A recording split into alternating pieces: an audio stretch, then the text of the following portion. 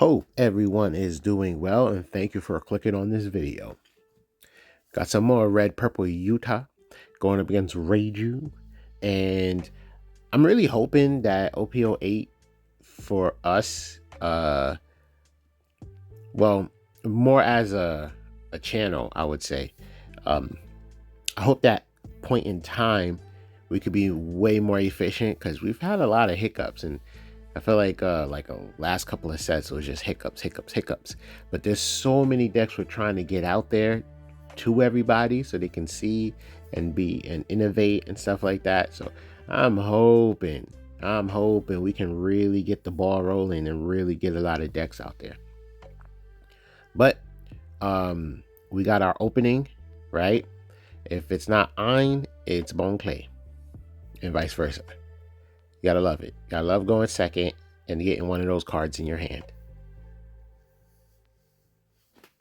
But what you call it, Reiju, I'm hoping that this deck I have in my mind works. It's like how should I say this? It's like she solves the problem, but it doesn't mean it's gonna be good. You know, it's like, this would work if, yeah. So that's kind of the ballpark I'm in. It's like she can solve the problem. What's going on? Okay, I was like, are we about to just go straight for a random KO? There you go. Check the Ein. Oh, I think this is our 10 drop version. Or no. No. I have no idea. Okay, so we have two Uta decks. I can't remember. I really can't remember what the other one is fully, but one is coined Uta Bullet, where Douglas Bullet is a core part of the build, while the other one is just more generic, because Douglas Bullet's placement in the meta has been very spotty, to where, like, even if he should be doing good for the meta, it's like, oh yeah, this should be his meta. It's like it doesn't work out. So yeah, that deck is the fact that you could bring him out a turn sooner than normal, which prevents your opponent from usually having everything they need to remove him off the board. But so I don't know if this is the bullet build right now. I ain't gonna lie to you. For some reason my imagination said the bullet build didn't have Shanks, but it definitely did. So yeah, I gotta check in to see if we got content with the other build, because I'm not too sure. I ain't gonna lie to everybody, I'm not too sure. But for the most part, the other build is just not using bullet. That's all it is. It runs the same, just doesn't use bullet.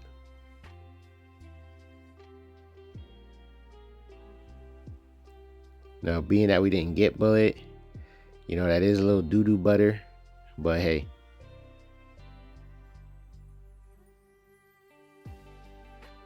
Get rid of Akaya. Okay, that's board development. That's what that was. Especially since they can keep recycling everything anyway. So that was probably board development, so we can apply a lot more pressure on the opponent. Once this Shanks drop, that's going to be some... Oh no, that's a blue deck. Let me correct myself. Can't pretend they don't have a thing called Red Rock.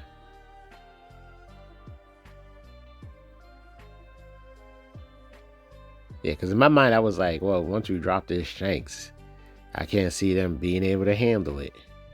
Now, this deck draws like crazy. And then since we're not playing any hand removal, right? If I'm remembering correctly, which means we don't have that law. But I'm a low key wondering if every deck is going to get their version of a hand remover. I love having access to so many 2Ks. I love it.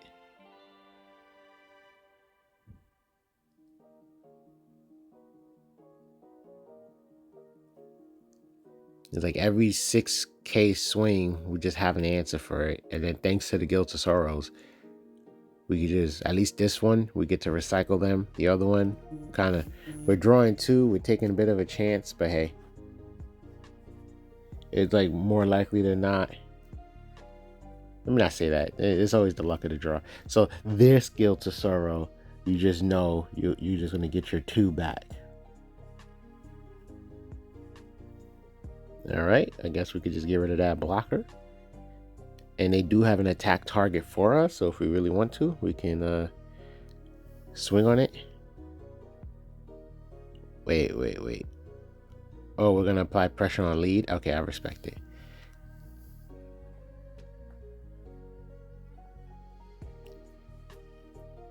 Because they're at 2 life, so they should be valuing defense.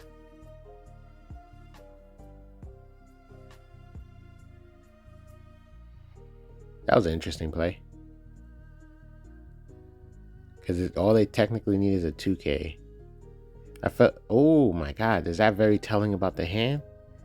Probably not, because they probably just got another low drop that can cheat it out.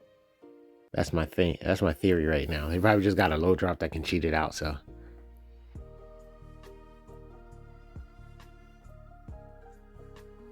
Shenanigans.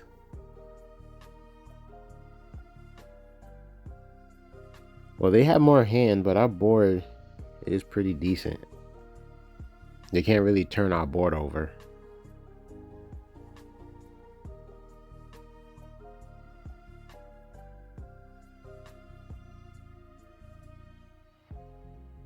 We probably would have to chuck that. Yeah, we probably would have to chuck it to play it safe, because then the ball's in their court to just don up. That one's safer to take, technically. Yeah, we could block. We got 10 Don. We can just play our Guild to Sorrow and recycle. So if we want, we can actually block that. And then that would encourage the opponent to, okay, we took it. It works. It still works. I was gonna say that would encourage the opponent to interesting. To Don up if they want to swing, but they took they decided to go for the Bon Clay.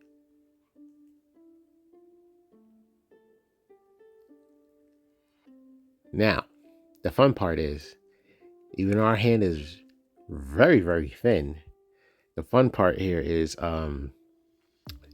things can get very real with the counter attack.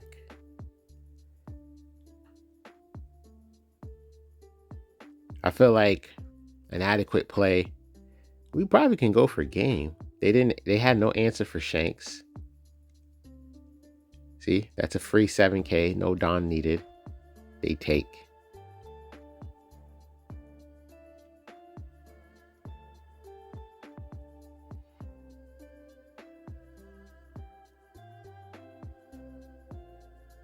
Guess we're trying to be as careful as possible. I understand.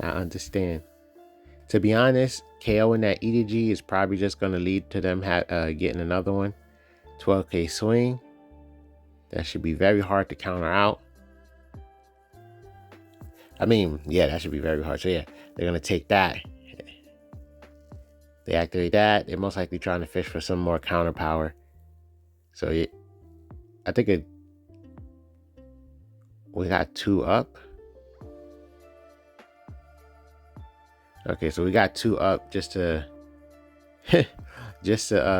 be able to. Oh, we still got Shariah. That's right. It doesn't matter. Okay, cool. That's hilarious. It just dawned on me. Shariah would automatically match the leader's power. So if we really needed to, we didn't have to worry about that. That's funny. I was just like, if they could counter out of this, what would that mean? Nothing. That's what that means. Nothing. That 12K swings is very respectable. Ain't gonna lie to you. 12K swings is very respectable.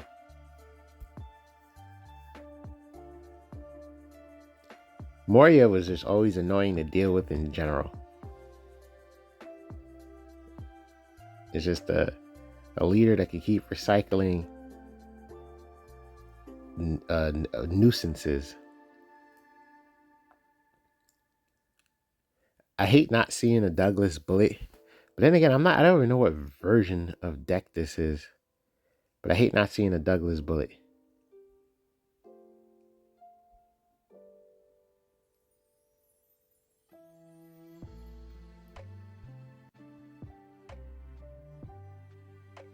Because like, oh, there it goes. Ha ha ha. Speak of the devil.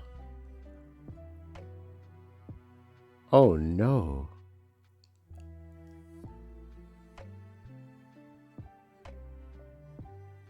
Okay. I guess we technically have what we needed.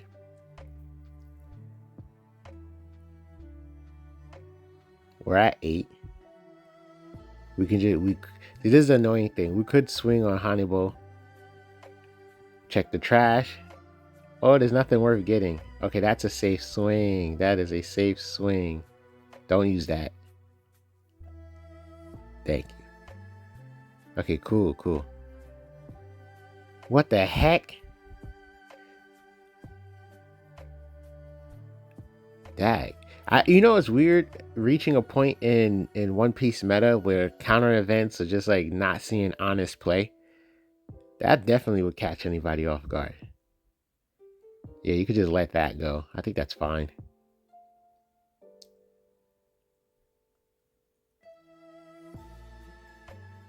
And then, to be honest, it's so early.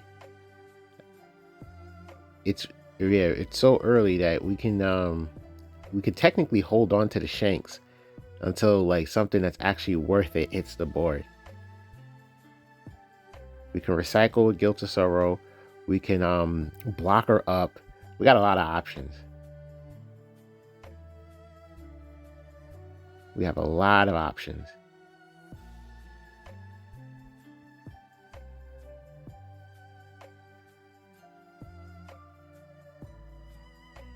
So Shiki is mandatory. So if played, we have to draw one, chuck one. Like, it's annoying. So even though it's weird, it's a mental thing, I would say. Because if your hand is good, then you draw one. And if you draw another good card, then you think to yourself, oh no, this is not what I really want to do. But it's like, well, at the end of the day, it's not a bad thing. But we're just going for the pressure.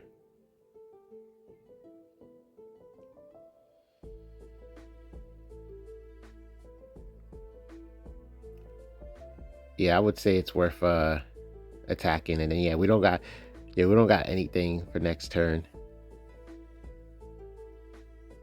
Attack lead. They definitely take the 2. This is really bad for that. This is really bad for what's his name. There you go. There you get that bull crap. Their hand size is so low. Okay. Yeah, wow. Why does that? This look very easy.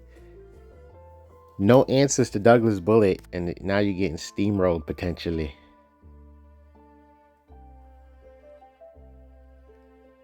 Okay, we get some counter power. We get a blocker.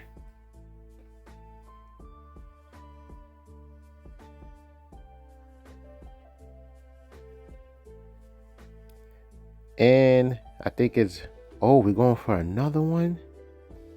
Oh my God.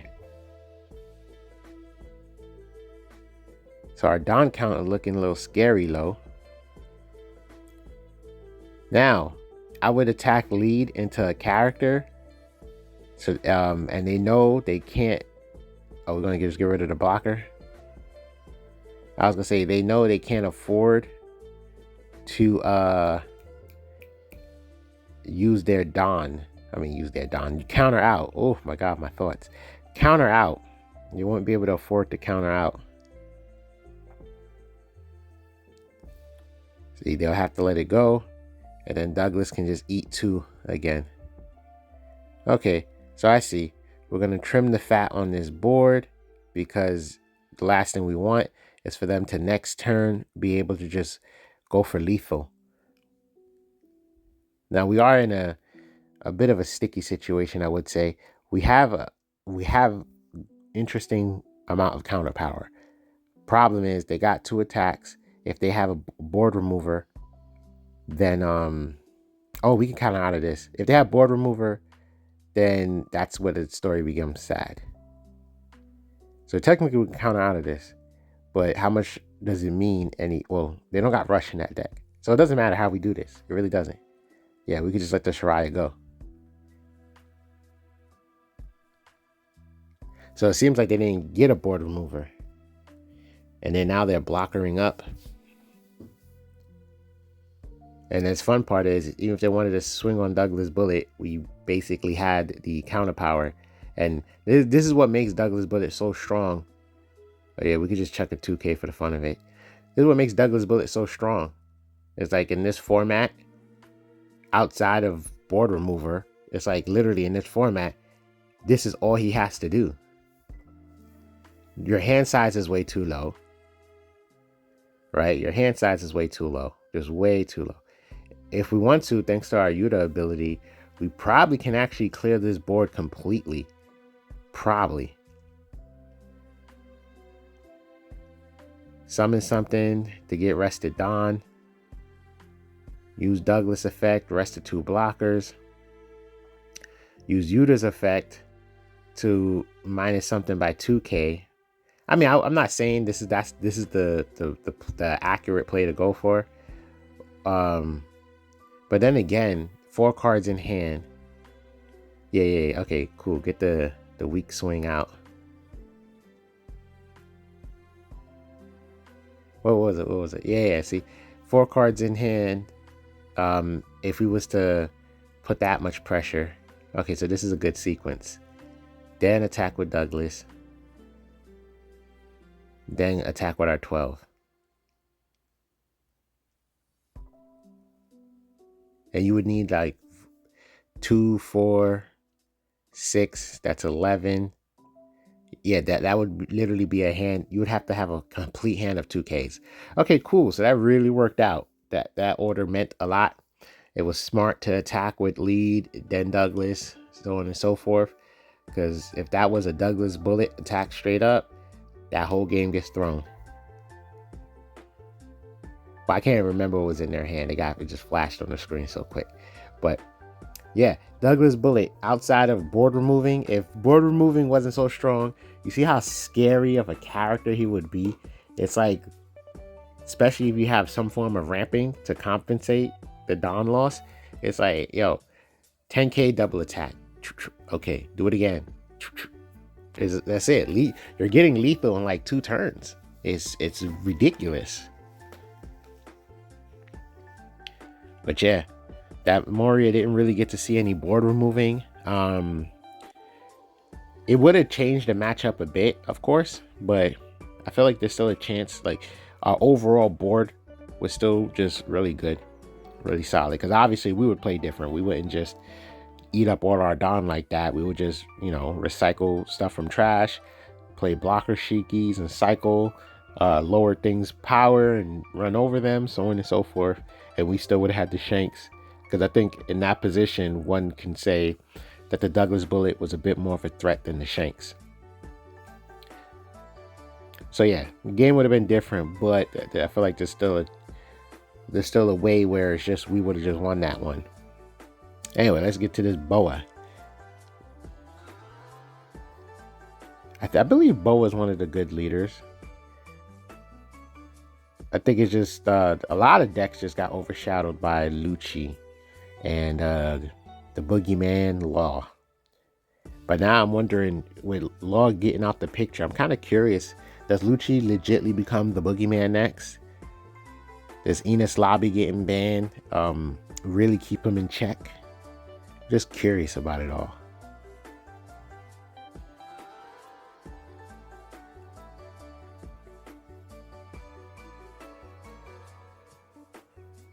Yeah, well, we got so much cards in hand. We got the Douglas to just get stuff back. We don't have to worry too much. We're at 3 life. Things is looking very strong for us right now.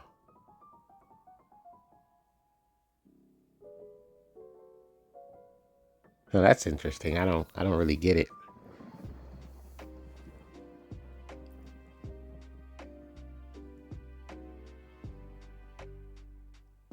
So yes, I like picking the Moria because Moria can't get Moria. Moria can get Jinbei. You pick the Jinbei, potentially it can just play a Moria to get the Jinbei back. So in a situation like that, you just go for the Moria.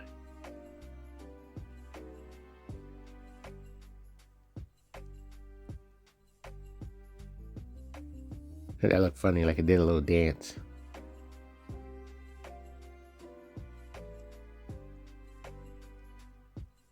So sadly, we don't have extra power reduction.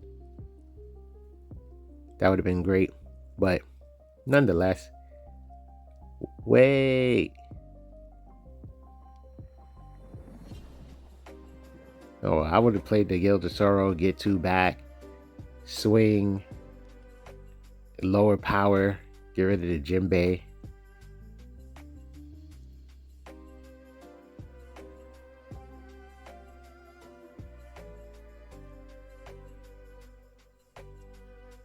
Well, then again, if next turn, especially if they choose to attack with Jinbei, and we still got our Searcher, we can essentially just lower the power of Jinbei, and then swing on it with our Searcher. Just, I would say, just getting more value out of it all. Look at this. I mean, hopefully we don't get hit with a pudding, but look at this. Oh, our trash is empty. What kind of psycho stuff is that? Hey, in one play, we just got no trash no more. We just got a full hand. And I'm sure the Boa player is now intimidated. Is it worth protecting that? I guess the Shiki, the Shiki, in my opinion. Because the Searcher, oh, that too. I don't know. That's still a KO play, but then it is a 3,000 power. Nobody wants to waste their time with that, right?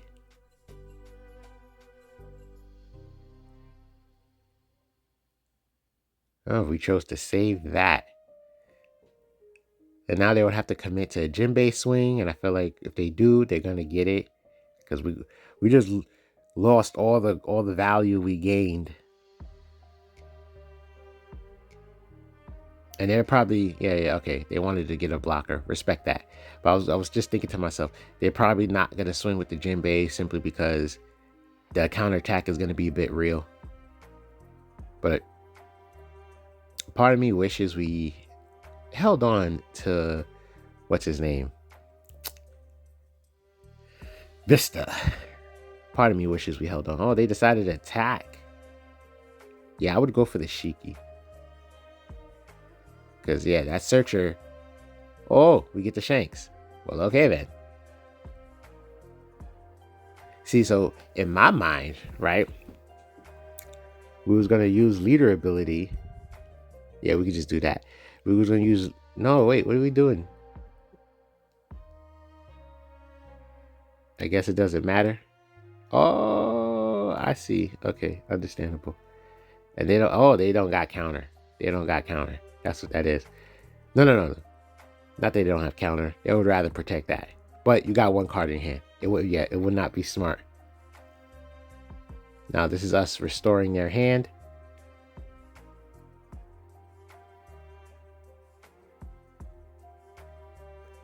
It's funny. I think one can say it was better to swing with Ein first, but then at the same time, it's like, well, this encourages another card out of hand, to be honest.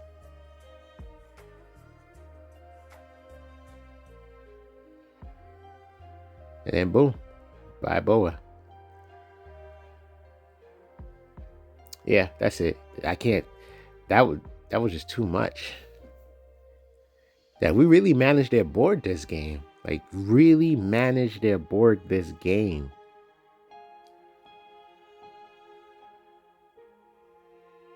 Cause, oh, I was like, cause look at their hand. Look at it. All of a sudden, it just blinked on the screen. 4 delicious cards now in hand. I say, this is where another Shanks will come in handy.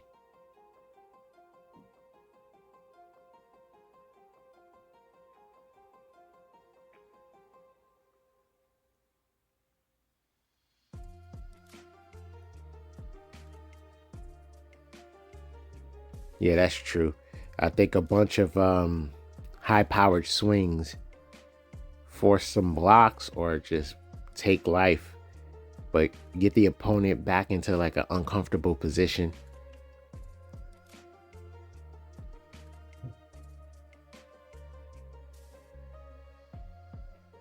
Yeah, swinging for 8 is also an interesting number.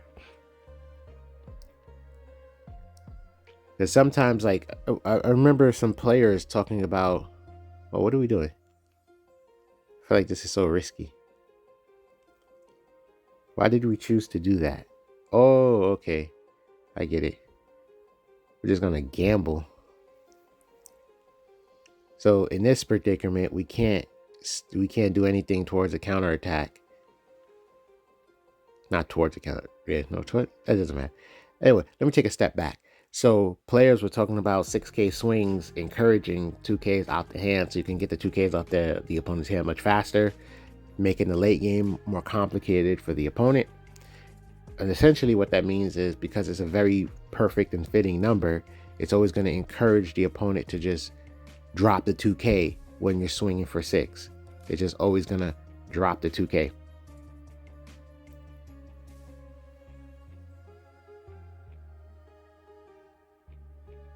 There was just too many attacks.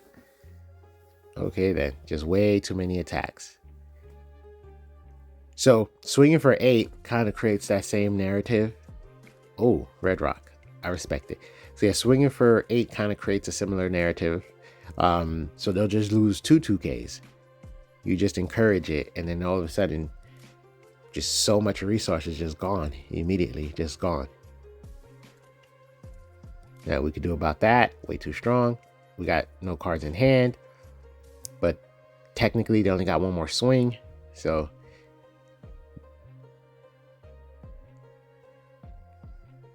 now the only thing that would annoy us is another blocker, which they do not produce.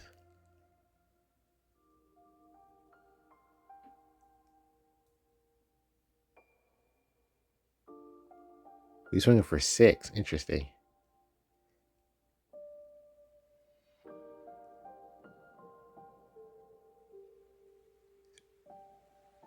Swing with lead. Yeah, there you go. Because Guilt of Sorrow is a base stat.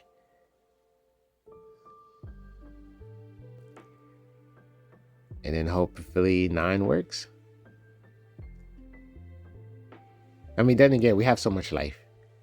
Yeah. GG.